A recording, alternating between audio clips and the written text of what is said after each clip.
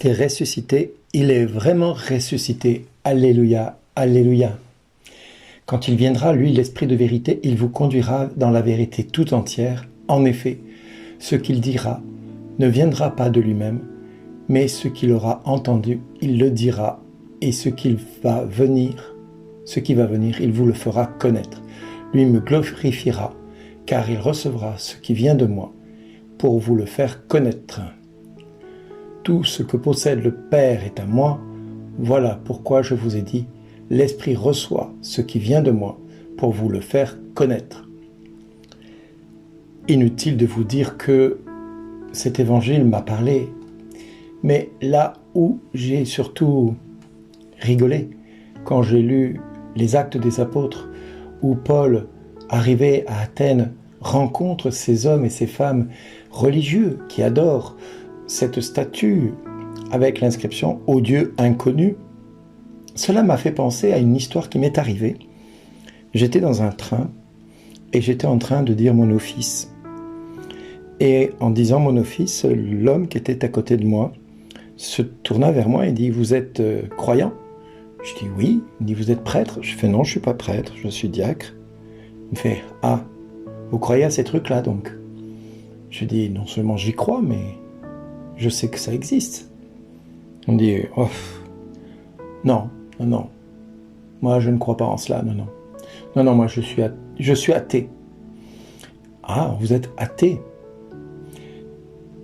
J'ai dit, mais alors, vous êtes un homme de très, très grande foi.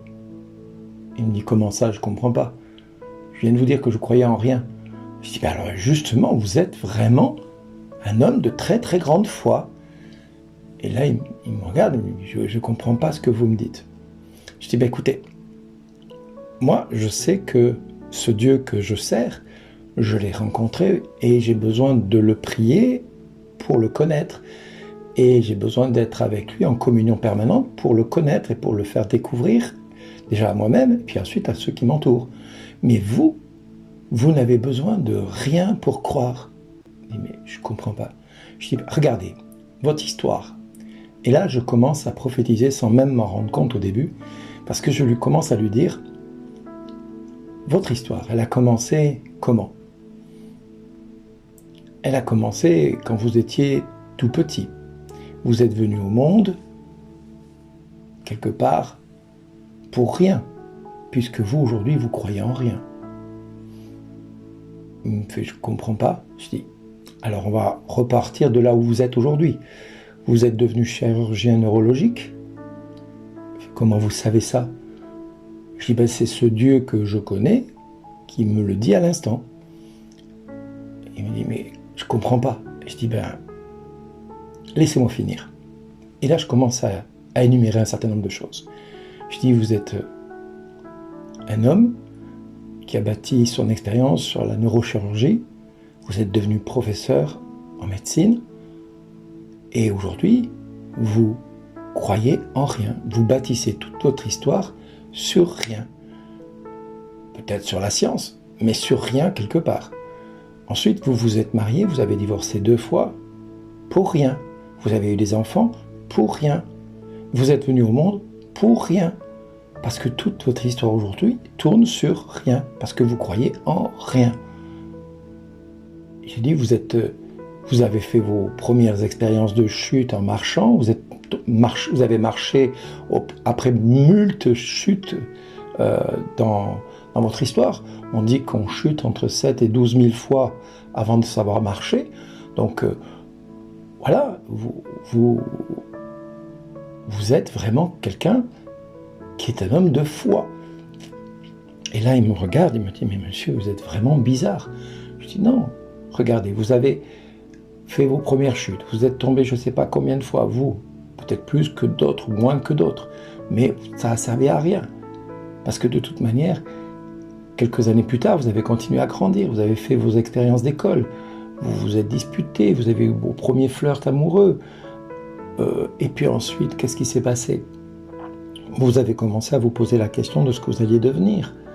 Et puis, vous avez vécu des choses difficiles dans votre vie, des choses qui n'étaient pas évidentes. La perte d'un grand-père qui a été dure pour vous. Mais ça ne sert à rien. quelque part parce que vous croyez en rien. Et puis vous vous êtes mis à vraiment développer cette foi en mettant Dieu nulle part, parce que vous ne vouliez pas de Dieu dans votre vie, parce que vous vouliez croire en rien, d'où vous êtes devenu athée, qui est votre nouvelle religion. Et j'ai dit, vous avez amassé de l'argent pour rien, vous avez eu 3 enfants pour rien, 2 garçons, 1 fille pour rien. Et mais vous savez tout ça de moi, mais comment vous... J'ai dit, ben vous savez, ce Dieu que je connais, lui, me permet de vous le dire. Mais moi, je crois en lui parce que je le vois, parce que je sais qu'il est là. Comme il est là à cette heure-ci pour me permettre de vous dire tout ce que je sais de vous. Et là, cet homme a commencé à balbutier et il cherchait ses mots. Je dis, vous avez amassé tout cet argent pour rien. Et puis vos enfants plus tard, quand vous allez disparaître, ils vont croire en rien non plus, parce que vous aurez rien semé dans leur vie et dans leur cœur. Mais tout ça sera servi à rien, parce que vous avez fait le choix de bâtir votre foi autour de rien. C'est un choix, mais c'est un choix héroïque. Vous avez vraiment une grande, grande foi. Moi, j'ai besoin de croire en ce Dieu qui me parle de vous, qui me parle de moi, qui me parle de tout le monde. Parce que c'est un Dieu présent, un Dieu que j'ai rencontré et que je connais. Je ne vous parle pas d'une religion, je vous parle d'une relation avec Dieu. Aussi, aujourd'hui, j'ai envie de vous dire, frères et sœurs, ne parlez pas à vos amis qui ne croient pas en Dieu de l'église dans laquelle vous appartenez. Laissez-les tranquilles avec l'église. Pour la plupart, ils ont été blessés par l'église. Et c'est normal parce que l'église est faite d'hommes comme vous et moi. Et l'église est pécheresse comme vous et moi. Parlez-leur de la relation que vous avez avec Jésus. C'est ce qui va faire toute la différence. Alors peut-être que vous ne prophétiserez pas comme moi pour eux. Qu'importe. Parlez-leur de la relation que vous avez avec Jésus. De cet amour que vous avez découvert en Jésus. Et cela fera toute la différence. Parce que vous savez, l'esprit de vérité, lui vous guidera vers la vérité tout entière. Mais il est certain que si aujourd'hui vous parlez d'une religion, vous allez les faire fuir. Parlez-leur de cette relation que vous avez avec Jésus. Parlez-leur de cet amour que vous avez découvert en Jésus. Alors, ce qui va venir, il vous le fera connaître encore. Ce que vous avez entendu, il vous le dira à nouveau. En effet, l'esprit de vérité, il vous conduira dans la vérité tout entière et il vous amènera à faire de lui une nouvelle aventure avec le Christ. Frères et sœurs, soyez sûrs que le Père vous précède, parce que tout ce qu'il possède, le Père, il le met à votre disposition, comme il l'a mis à la disposition de Jésus. Et l'Esprit Saint reçoit ce qui vient de Jésus pour nous le faire connaître. Donc, si l'Esprit Saint veut nous faire connaître tout ce que le Père veut donner à Jésus, c'est pour que nous ne restions pas dans l'ignorance, parce que le peuple périt faute de connaissance.